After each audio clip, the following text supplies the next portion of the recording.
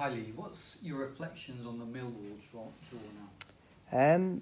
Well, obviously, we look back very honestly on the analysis that we do. I thought it was very competitive in the opening 20 minutes physically. I thought we competed well with a style that's slightly unorthodox in the current day and difficult to deal with. But we was really strong, limited them to nothing, and we took over the last 20 minutes of the first half. It was a better side, unfortunate for Famara not to just nick that on the underside of the bar that goes in. Sometimes they're the margins. And then second half, I thought it was excellent in our build-up play. I think we got over 40 crosses in, which is some going. You know what I mean? It's good, particularly against a Mill side that dogged. And we just need to be a little bit better when it comes to getting a clinical contact on the final pass, getting across people, getting numbers in the box. Of course, it's something that we've worked on during the week. But 4 points in 2 games, certainly not a disaster. Looking forward to seeing how we fare against a good Birmingham side. Do you use the Y-Scout app at all? Yeah, we have. We've got Y-Scout. Yeah. The reason I say is because I think that's one of the apps that shows the XG from the games, and basically it said that there's only one real chance that Bristol City created against Millwall. I think the Faberge one you mentioned there. So there's work to do, I guess. Yeah, I think that there's no secret. You know, we've been open and we've been honest about that we need to improve in terms of creativity in and around that final third, and we need to improve getting across people, you know, being a bit bright. Obviously, the way Millwall play, they've got 2 big lumps at centre half in the kindest possible description, and they show you down the outside, and then obviously compete in the middle of the goal. So we created the goal through good movement. Actually, that was probably our best attack, and it just goes to show what can happen on the back of people committing to darting runs across the box, and obviously the defender couldn't clear it and we got the goal. But it was still a 1-0 win in my eyes, and that should have been we should have seen it out. We didn't, and if you don't score 2 goals, then often a little bit of magic from the opposition or defensive switch off or a referee's decision can cost you. So the challenge is always to try and score 2 and 3 goals per game. But I wasn't disappointed with the players, I'll be honest, in that performance, because I thought they gave everything, and I think we was unlucky not to win the game. Yeah, you kind of alluded to it there actually, but I was going to say only once this season at home Bristol City have scored more than 1 goal. So is that a major factor in some of these home games? Because Bristol City have played well in some of these games, but just I think it's an important factor. I was watching Sky the other day when was it the Leeds game? No, it was the West Brom. Preston. Was it? No, West Brom Brentford game last night, and I think we was one of the stats that's come up as we're 4th most shots on target in the division. Do you know what I mean? So there's a number of stats that we could all talk about, and we have talked about, to say that we're not a million miles away from being a good side, and it's just that sparkle, if you like, at the end, and we've got what we've got. So we've got good players in our ranks, and we have to put them out there full of confidence and keep working on the little areas with this still a new team, and I'm sure that can set us on a good run. Obviously the substitutions were made very late in the game on Sunday. It's easy to say, but in hindsight, would you maybe put on the guys a little bit earlier, given that they played in midweek as well, a tough game against Ipswich? Well, I suppose it's a fair question. I think if you look at the circumstance, the subs were ready for sort of 3 or 4 minutes before the goal was conceded, and at that point normally you're waiting to be in the ascendancy. I think that the 2 times the ball had gone out of play before that was a deep throw in our third in their favour, and a corner, and you're always reluctant to make that change because there's a lot of organisational bits that go along with that. If you get a throw in high in their third, then normally at that point you make the change. Would it have affected the goal? Maybe, maybe not. I don't think it was the wrong timing in general, but had we nicked 30 seconds earlier, then the domino effect of life may have been different for that goal. So your question, to answer it, the timing I don't think was wrong. It was just circumstance that we couldn't get them on just a touch earlier. Just finally on the attack, it's only been 3 shots on target in 3 of the last 4 games. Those were Millwall, Leeds and Preston. Obviously Ipswich was the one in the middle. There's work to do there, isn't there, on the attacking side of the game? Yeah, I think if you spread it out over the course of the season, like the statistic I just mentioned that was brought up on Sky, that's not me bringing that statistic to you, and we've talked about expected goals before. I think the Preston game was a poor game. You know, we held our hands up to that. I mean, we didn't do enough in all areas of the pitch. But I genuinely don't feel the other games have been poor. I think there's been some really good attacking actions within those games, and we haven't provided just a dull game. You know, it's been end to end. It's been balls flashing across the box. And sometimes any statistic doesn't tell a true story. If I'm trying to spin a positive statistic and you're trying to spin a negative one, then often the result is the only one that counts, because that's how football goes nowadays. So, of course, we're always looking to improve all areas of our game, and that doesn't change moving forward. Is Mo Easy going to come into your thinking?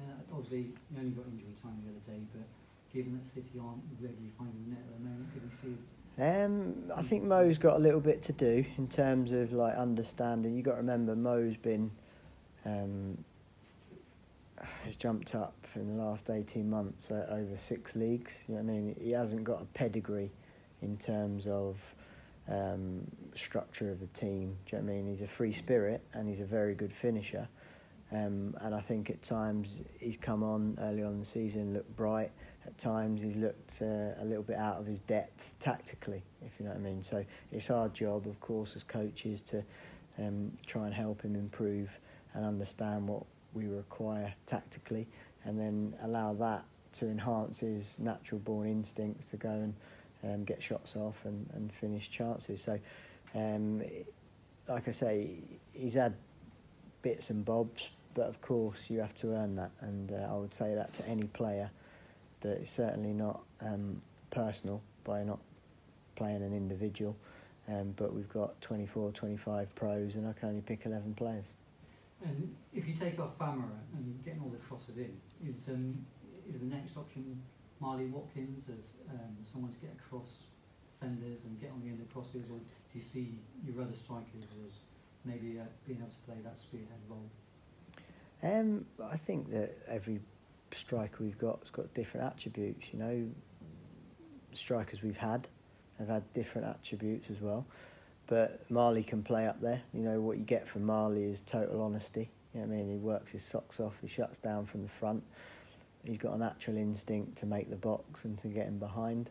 I think Matty Taylor's another example of that sort of fox in the box. And again, it's always the balance of the team and the partnerships that are created within that. Ideally, I think a good example of an excellent partnership that's formed is Callas and Webster. I think they've been top draw, and of course the 2 midfielders, Brownhill, Pack. I think Lloyd Kelly and Eliasson over the season have continued to get better and improve and gain that cohesion. And there's a lot of little partnerships forming, and as a manager you want to keep a consistency where possible in your team selection, but you're always looking for the answer to go on a run of 3 or 4 wins on the spin. What's the team news for Birmingham? Could Bailey Wright come in? Or he could do, yeah. I don't think he's far away now at all. He played behind closed doors game and looked very good, looked very strong. He's a great character, obviously, and a good leader. I think he's been a long time out, like an awful long time. If you think actually from the end of last season, missing the World Cup, having an operation, barely kicking a ball in pre-season, and if you look at it, we're playing obviously with two centre halves at the moment. We've got Baker, we've got Webster, got Callas, got Lloyd Kelly that can play there. Do you know what I mean? So what we don't want to do is rush Bailey Wright to the point where he's not quite recovered fully and he's chasing his tail in terms of fitness and then injuring him again. So he's an important player for us, and we've got a lot of love for Bailey Wright, and of course naturally we want him back in the squad, but only when he's fit and fully focused. Just finally, you said after the game on Sunday about possibly tweaking the squad options in January if you deem it necessary. Do you think maybe the club might look to bring in a Milan Juric style player? And you said obviously you haven't got Milan now, but maybe a plan B kind of striker. Yeah, well, I think it's an option that we've lost. You know, I think, listen, Milan was a great guy, but unfortunately he had a torrid time with injuries, and it definitely affected his mobility. And it's all right, it's all good and well having a big man, if you know what I mean, but the way we play in the Championship, we want a big man that's got mobility as well, you know. So yeah, there's many different options, you know, like the partnerships, Quinn and Phillips or Reed and Jeju, or whoever you want to talk about that have been successful as a duet, if you like. You have to try and get the balance, or we might not be able to bring in a striker because it's not available, not affordable, not accessible, so we might have to adapt and bring in a very good attacking midfielder or a wide man or whatever we deem fit to adjust the balance and give us that little bit of sparkle. Thanks, Lee. Good luck there. Thank you. Lee, you're sort of in the middle of this league at the moment. Yeah. No goal difference is 0. You're 8 points off the playoffs, 8 points off relegation, dead set in the middle of the league. How important are these games over Christmas to sort of determine what happens for the rest of the season? Yeah, I think the next 6 games are like big, you know what I mean, as they always are. Every game is big, isn't it? The first 6 games are big, the last 6 games are big. Such is the competitive nature, and such is how close the Championship is. We're looking to, of course, go on a run.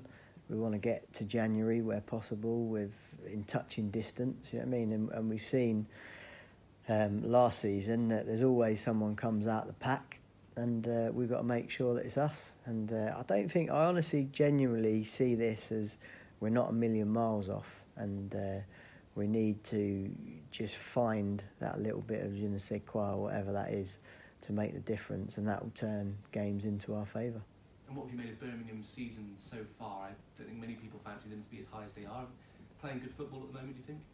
Yeah, I mean, when you say good football, they're playing effective football, that's for sure. You know, they've got their 2 banks of 4, the 2 strikers are working their socks off, much like Millwall, really, of last year. They've got their bit of sparkle, haven't they, in the likes of Shea Adams and Jota, that provide that those sort of magic touches. Djukovic is, that's the right way to pronounce it, isn't it, is scoring goals, and Gary Monk's done very well. I think that it shows they're having their own difficulties with the financial fair play system, which actually shows the level of quality that they've got in the side, because they spent an awful lot of money over the last 18 months to get to that point where the financial fair play is being questioned. So yeah, they've got good players in their squad, and it'll be a difficult game, but of course will be a difficult game for them, I would expect. And every game hinges on a bit of quality, or refereeing decision, or a mistake, and we've got to make sure that it's our quality that comes to the fore and not a mistake. And one of those grounds that has proven difficult for City in the past, but records are there to be broken, I guess. Yeah, absolutely. I think it's a good journey. You know, I think we've got over 1,000 fans going. You know, we travel well to Birmingham normally for those games. 2 away games previously have been fantastic support, both at Leeds and at Ipswich. A good performance against Leeds until the sending off, and then a great win against Ipswich. So 4 points in 2 games, and we'll be looking to try and make that 7 in 3. Perfect. Thanks. Okay, thank you.